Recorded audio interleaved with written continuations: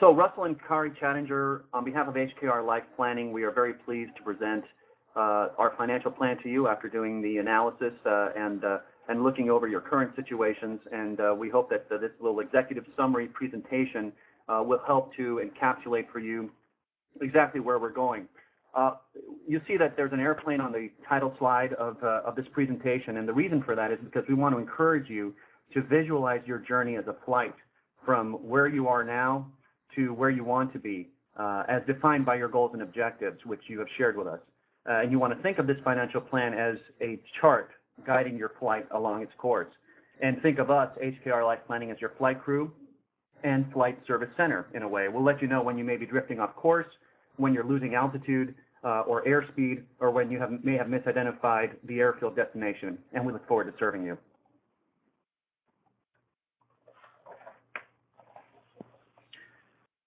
Here we have your goals and objectives summarized. And the first question we wanted to ask is, are your goals realistic? For example, your expectation that rising incomes will support your current recreation lifestyle, those may be a little bit short-sighted based on our analysis. And we want to let you know that as we get into the cash management section that you won't be able to, you can't continue spending more than you earn. And so some changes in the way you spend to support your current lifestyle will be necessary. Exotic vacations can still be stops along the way in this journey, and you'll just need to reconsider where you travel and how often. Oops, went ahead too far. There we go. And so here you see a visual representation, a mind map, if you will, of your goals. And what we wanted to do here is share with you how interrelated the various parts of your financial plan are to your goals. You'll see each of your goals are listed here, along with the areas in the financial plan that correspond to that goal. So you'll see, for example, that retirement savings relates to cash management and retirement planning and tax planning and investment planning. And so we've done this for all of your goals, and you'll see this in the plan. You can study it a little more closely. But we thought it was important for you to realize that these areas of financial planning, which we'll show you in a second, they aren't mutually exclusive, and they are, in fact, quite interrelated. So starting with cash management, a realistic assessment of your financial situation really helps us to locate the departure point, if you will, of your flight plan as you soar towards your goals. And your financial statements really told a very important story. The statement of financial position, which is in your plan, provides the relationship of your assets to your debts at the end of last year. And the income statement relates, of course, last year's income to expenses. And we examined these statements at length to identify strengths and areas for improvement. And so how do we do that? How do we identify those areas? Well, we use at HKR personal financial ratios to convey a great deal of critical information in a concise and telling format. And then we compare your ratios to values that are generally accepted as prudent benchmarks based upon experience and analytical evaluation. And so as we continue our relationship with you in future years, we'll continue to measure trends as your personal financial ratios change. So here on this slide, we're highlighting 6 key metrics that we determined from your financial statements. You have a very healthy debt position, primarily because your debt level is relatively low compared to total assets and income. And that's good because debt can act as a drag, if you will, on your flight plan. But spending does exceed income, and that can be a heavy drag that reduces the lift under your wings, as it were. And so you'll see in our recommendations how we plan to more specifically deal with that.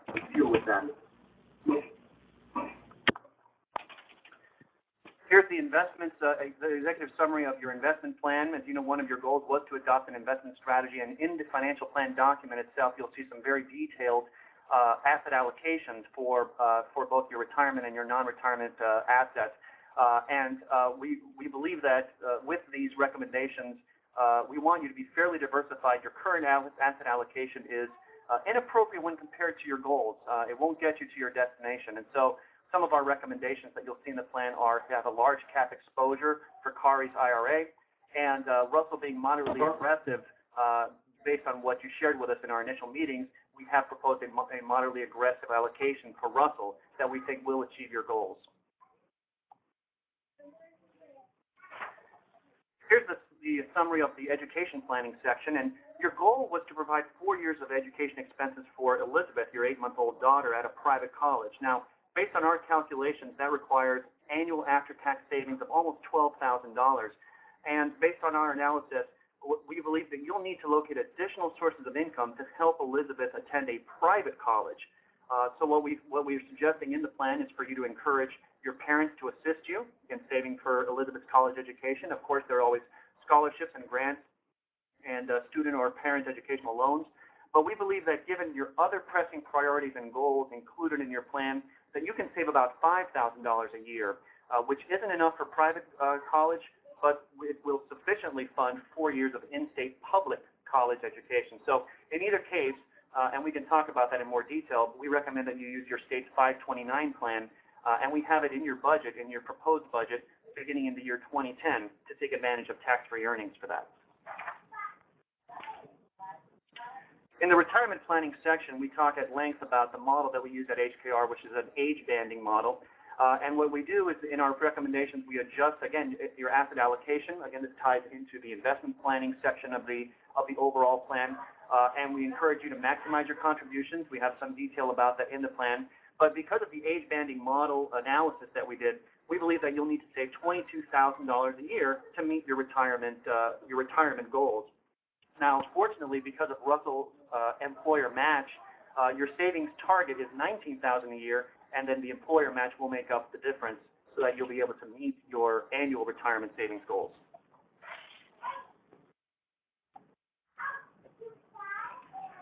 The risk management section of your plan is very important to help prevent against any unwanted turbulence as you head on your flight. And so we've done some very detailed analysis of your current risk management plan, of course this being another one of your goals that you shared with us. And the primary and most important thing there is to purchase 20-year term life insurance. And we show you a very detailed analysis of how we arrived at the exact amount of coverage that we believe that you need. We also talk about how you need to enroll Elizabeth in a health plan, which is fortunately very easy to do through Russell's employer at the moment. We do talk about extending and purchasing some disability insurance for both of you, increasing your auto coverage, limits, and deductibles, and purchasing a $1 million umbrella liability insurance policy, which is something that we started to talk over at some of our initial discovery meetings, but we do make that recommendation in the plan.